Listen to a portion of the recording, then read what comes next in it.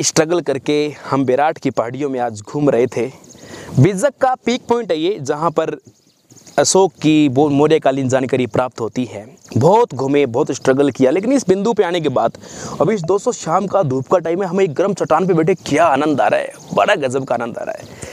तो आज संजय मेरे से काफ़ी सवाल कर रहा है, बीच बीच में बार बार बोला सर एक वीडियो चालू करवाओ और स्पेशल आपसे क्वेश्चंस करने हैं, कुछ सवाल करने हैं, बोला वो वीडियो के अंदर करने हैं। तो आज संजय पता नहीं क्या तैयारी करके आया है और क्या पूछना चाहता है, इसके दिमाग में क्या चल रहा है आई डोंट नो, पर संजय ही बताएगा अब क्या चल रहा है। संजय मैं तैयार हूँ, क्या पूछना चाहते हो आप और आपको लग कैसा रहा है, सारी बात शेयर करो आप मेरे साथ। दोस्तों और सर मुझे बहुत ही अच्छा लग रहा है ये जो नज़ारा जो है ये बैराट सभ्यता का, और इधर ये जैसे पहाड़ियाँ आपको चारों तरफ से आपने देखी है तो बहुत ही शानदार नज़ारा मुझे लग रहा है और बहुत ही आनंद की अनुभूति मुझे हो रही है। आज सर ने मुझे रात को ही बोल दिया था कि सुबह हम चलेंगे, जो डॉक्यूमेंट्री शूट होगी वो होगी बैराट सभ्यता की, जो कि शाहपुरा उपखंड के अंतर्गत आती है। बैराट सभ्यता जो है आपके बौद्ध धर्म का प्राचीन केंद्र माना जाता है। तो मैं स्टडी कर रहा था और मैं सोच रहा था कि सर से वहाँ जाके सवाल करूँगा और वीडियो के माध्यम से, ताकि आपको भी पता चले इन बातों का। तो सर मैं यहाँ से सबसे पहला सवाल, और जो कॉमन सवाल है जो एग्ज़ाम की दृष्टि से रहेंगे सभी सवाल जो है, क्योंकि हमें एग्ज़ाम से मतलब रहता है, तो दोस्तों सवाल करूँ मैं सर से।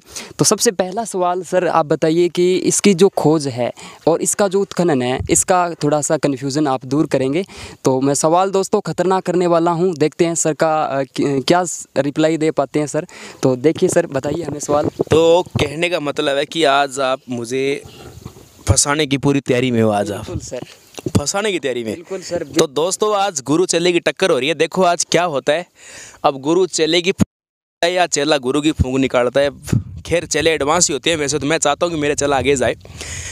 तो सवालात किए हैं कि खोज और उत्खनन के बारे में। 1837 में एक व्यक्ति कैप्टन बर्ट, वैसे तो ये सवाल तो यार मैं वैसे बताता ही आ रहा हूँ, लेकिन फिर भी क्लियरली इसको अपने जानना ज़रूरी है। 1837 में कैप्टन बर्ट ने सबसे पहले यहाँ पर खोज की थी और खोज करके मौर्यकालीन अवशेषों के बारे में ये तय किया था कि यहाँ मौर्यकालीन ही सभ्यता स्थल है ये। और उत्खनन भी हुआ था, लेकिन कंप्लीट जानकारी पूरी नहीं हुई। इसके ऊपर हमेशा ही पुनरावृत्ति रही थी। कभी बोलता है महाभारत कालीन है, कोई बोलता है क्या है, कोई बोलता है अर्जुन ने गंगा निकाल दी, कोई ने क्या निकाल दी। तो ये जगह हमेशा ही चर्चा में रहती थी। तो राय बहादुर दयाराम साहनी जब आर्कियोलॉजी सर्वे ऑफ इंडिया में पुरातत्व में जब अध्यक्ष बने थे 1935 में, तो उन्होंने तय किया कि यार ये राजस्थान का काफ़ी इंपॉर्टेंट स्थान है। और उनके साथ एक आदमी और था, उनका बायला वो कैलाश दीक्षित। दोनों ने मिलकर बोला कि यार अपने खोज करते हैं इसकी। कैप्टन बर्ट जी कर गए, अच्छी बात है।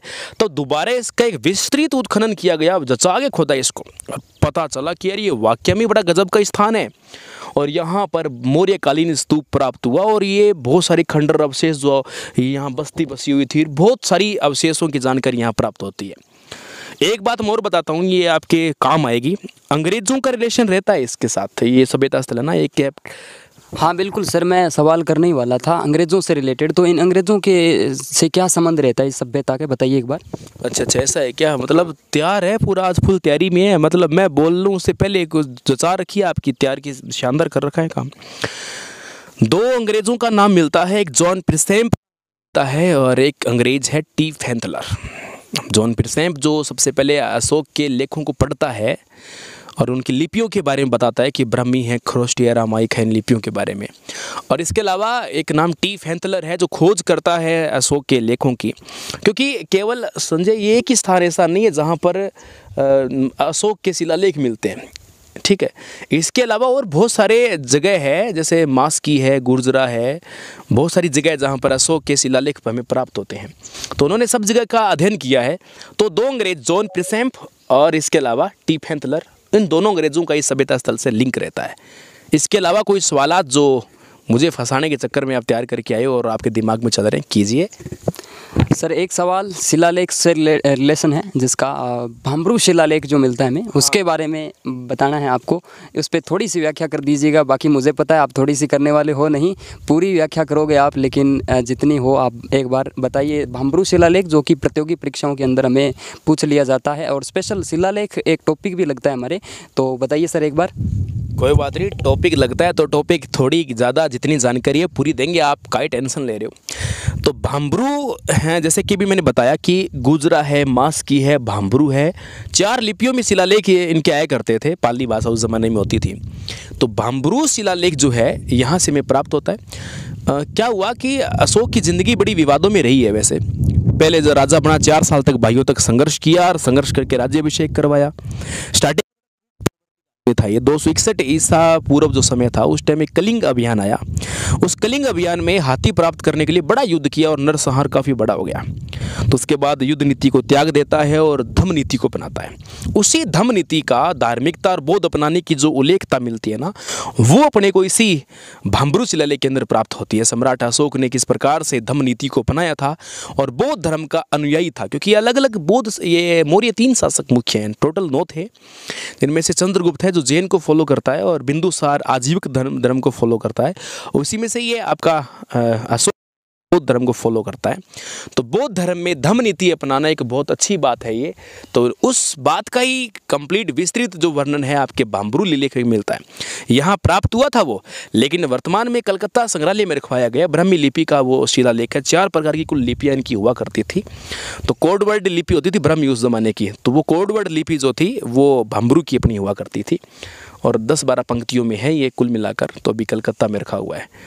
इतना मैं जानता हूँ इसके बारे में। अब और कुछ आपके दिमाग में चल रहा है तो और पूछ लीजिए। तो देखा दोस्तों, सर ने एकदम, हम जैसे किताबों के अंदर देखते हैं, बुक्स के अंदर पढ़ते हैं, वैसा का वैसा, जैसा कि भांबरू शिलालेख के बारे में आपने पढ़ा होगा, उसके बारे में लिखा आता है कि मैं बौद्ध धम्म और संघ पर विश्वास रखता हूँ, ऐसा ही कुछ हमें देखने को मिलता है। और सर ने भी हमें सेम टू यू जैसा हमें बता दिया है। तो और सवाल आपने किया था मुझसे कि चौथा सवाल कर रहा हूँ मैं सर से कि एक इन्होंने किया कि इस स्थान को लेकर, इस लोकेशन को लेकर मेरा जो ख्याल है, क्या ख्याल है, ऐसा सर ने सवाल किया था मुझसे।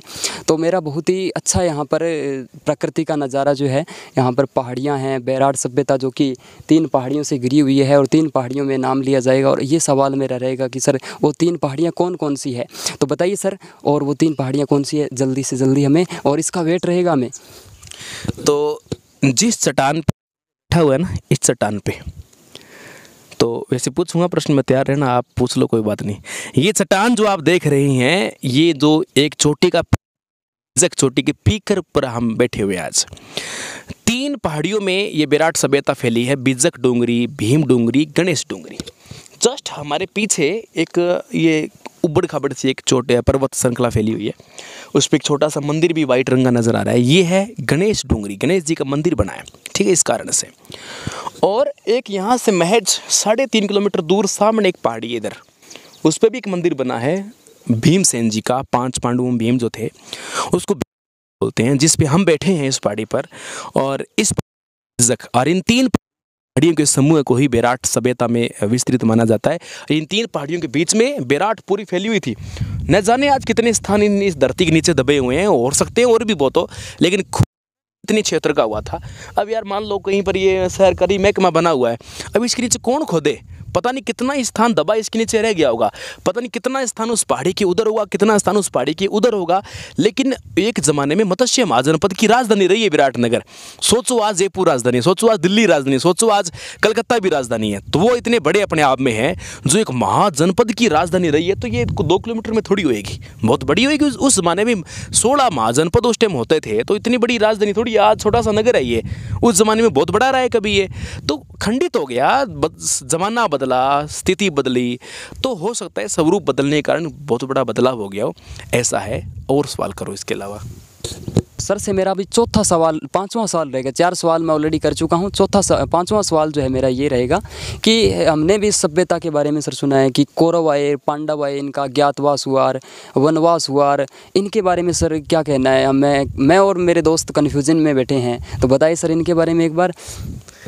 आप और आपके दोस्त बिल्कुल कंफ्यूजन में हो। बिल्कुल सर, हम कर देंगे कंफ्यूजन दूर। अभी देखो कंफ्यूजिंग में हो ना, बिल्कुल। अब सर देखना बता देंगे। चलो अच्छा सवाल किया। चल आज पूरी तैयारी में, फंसाने की तैयारी में, देखते हैं कि ये गिन रहे हो रहे सवाल, 5 कर लिए, 4 कर लिए, कोई बात नहीं। तो इन्होंने पूछा है कि का ज्ञातवास वगैरह। वैसे तो ये पूरी वीडियो में मैं कवर करूंगा, लेकिन संजय उस टाइम पूरा घूम रहा था शायद उस टाइम, क्योंकि टीम के साथ पूरा ध्यान नहीं दिया होगा, मैंने बताया है। ऐसा है कि पांडवों को टोटल 13 वर्ष का इनको एक वास मिलता है, जिसमें 12 वर्ष का तो इनका केवल वनों में वास होता है, वन ही वन में घूमते रहते हैं, जिसमें पांडव चुनते हैं उत्तर भारत के लगभग हिमालय क्षेत्र को। लेकिन 1 साल ऐसा इनको बिताना है जो पूर्णतः इनके लिए अज्ञात हो। हिमालय से तो परिचित है ये, जिस स्थान पे रह रहे थे ये, और 1 साल इनको अज्ञात जगह पर वास करना है। और वो अज्ञात जगह राजस्थान की चुनी गई। आप ताल छापर पढ़ते हो, मंडोर पढ़ते हो, पुष्कर पढ़ते हो, है ना, ये आपका बेराट पढ़ते हो।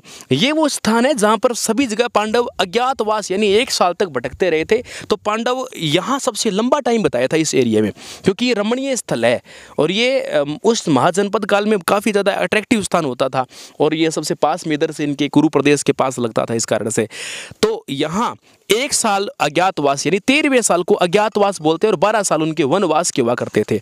तो ये अज्ञातवास को और वनवास को लेकर कन्फ्यूजन आपका दूर हो गया होगा। 12 साल का वनवास, 1 साल का अज्ञातवास। सवाल खत्म हो गए या और करोगे? सर बस हो गए ख़त्म हो गए सर, इतने। तो चेले ने पूरा प्रयास तो किया है। खैर अब आप ही बताओ कि क्या हुआ है, कौन जीता है कौन हारा है। लेकिन एक सवाल मैं मेरे चेले से करता हूँ, क्या कह रहे हैं देखते हैं। तो जिस चोटी पर आप बैठे हो, ये है बीजक डूंगरी की चोटी। हाँ बिल्कुल सर, बीजक डूंगरी। आप जिस चट्टान पर बैठे हो, भूगोल से ये चट्टान किस चट्टान है?